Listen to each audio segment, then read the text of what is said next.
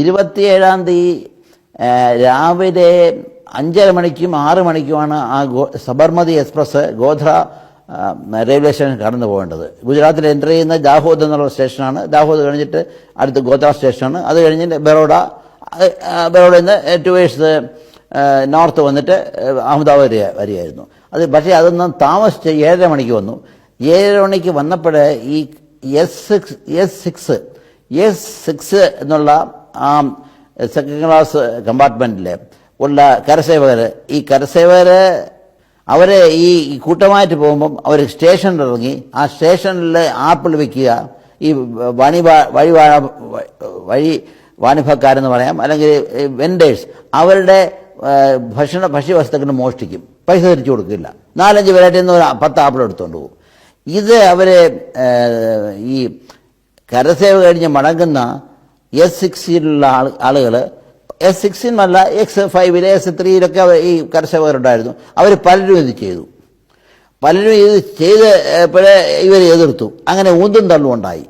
ഈ ഗോധ്ര സ്റ്റേഷനിലെ ഒരു പ്രത്യേകത, അവിടുത്തെ സാമൂഹ്യമായ ഒരു പശ്ചാത്തലം, അവിടുത്തെ ആളുകളുടെ നേച്ചർ വളരെ രസകരമാണ്. അത് ഖാച്ചി മുസ്ലിംസ് എന്നുള്ള ഒരു മുസ്ലിം വിഭാഗമാണ് അവിടെ താമസിക്കുന്നത്. അവരെ മുൻപ് സുൽത്താൻമാരുടെയും ഔറംഗസീബിൻ്റെയും മുഗളന്മാരുടെ സോൾജേഴ്സായിരുന്നു. അപ്പോൾ ഈ മുഗള രാജ്യത്തിൻ്റെ പതനത്തിന് ശേഷം അവർക്ക് ബ്രിട്ടീഷ് ആർമി ചേരാനുള്ള വിദ്യാഭ്യാസവുമില്ല, ഇല്ലിറ്ററേറ്റാണ്. അപ്പോൾ അവരെ കുറച്ച് പേരെ കുറ്റകൃത്യങ്ങൾ ചെയ്യുന്നു. അപ്പോൾ മറ്റവരെല്ലാം ചെറിയ ചെറിയ പെറ്റി ബിസിനസ് നടത്തുമായിരുന്നു. അവരുടെ ഈ വസ്തുക്കൾ പിടിച്ചു പറിച്ചാൽ അവർ തല്ലും. അങ്ങനെ അവർ ഉന്തും തള്ളും ഉണ്ടായിരുന്നു. പിന്നെ ഈ കരസേവകരുടെ വേറൊരു ദൂഷ്യം എന്ന് വെച്ചാൽ, ഒരു താടി വെച്ച ഒരു മുസ്ലിമിനെ അവർ പിടിച്ച് ജയ് ശ്രീരാം ബോലോ എന്ന് പറഞ്ഞു, ശ്രീരാമന് ജയ് വിളിക്കാൻ പറഞ്ഞു. ഇതൊക്കെയാണ് ഇനീഷ്യൽ റിപ്പോർട്ടിൽ അവിടുന്ന് പോലീസിന് കളക്ടറും ഹെഡ് ക്വാർട്ടേഴ്സിൽ നിന്ന് കളക്ടർ അയച്ചത്, പോലീസുകാരും അയച്ചത്. ഇതാണ് അവിടെ നടന്ന സംഭവം. അതിൽ ഈ പ്രൊവക്കേഷൻ ഉണ്ടാകാനുള്ള കാരണം S16-ൽ തീവണ്ടി കയറാൻ നിന്ന ഒരു ചെറുപ്പക്കാരി മുസ്ലിം പെൺകുട്ടിയെയും അയാളുടെ അമ്മയും ഉണ്ടായിരുന്നു.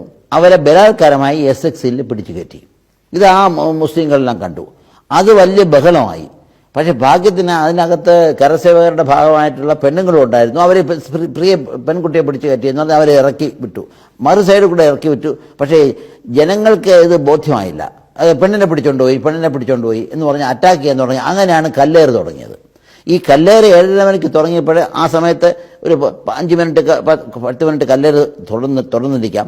ഇതിൽ ഈ ടൈം ആയതിനു ശേഷം ബോഗി വിട്ടുപോയതിനു ശേഷം ചില കരസേവകർ വെളിയിലായിപ്പോയി. അത് അവർ തന്നെയാണ് ചെയിൻ പിടിച്ച് നിർത്തിയത്. ആ ചെയിൻ പിടിച്ച് നിർത്തിയത് ഒരു ഈ സ്റ്റേഷൻ വിട്ടിട്ട്, പ്ലാറ്റ്ഫോം വിട്ടിട്ട് ഒരു പൊക്കമുള്ള സ്ഥലത്തായിരുന്നു. അവിടെ ഗ്രൗണ്ട് ലെവലിലും ഈ കമ്പാർട്ട്മെൻറ്റുമായിട്ട് വളരെ ഉയർച്ചയായിരുന്നു. അത് സിഗ്നൽ ഫലിയ എന്ന് പറയും. അതൊരു മുസ്ലിം സ്ലം ആയിരുന്നു. ആ സ്ഥലത്താണ് നിന്നത്. അവിടെ ഈ മുസ്ലിം പെണ്ണിനെ അകത്ത് പിടിച്ചുകൊണ്ട് പോയിരിക്കുന്നുള്ള റൂമർ അവിടെ എത്തി. അപ്പോൾ അവരെല്ലാം അവിടെ കൂട്ടം കൂടി ഇവരെ ഈ S6-നകത്ത് തീപ്പന്തങ്ങൾ എറിഞ്ഞതാണ് കേസ്. പക്ഷേ അതിനകത്ത് തീപ്പന്തം താഴെ നിന്ന് എറിയാനൊക്കെയില്ല. അങ്ങനെ പല സംശയാസ്പദമായ കാര്യമുണ്ട്. അവിടെ വെച്ചാണ് ഈ 58 പേര്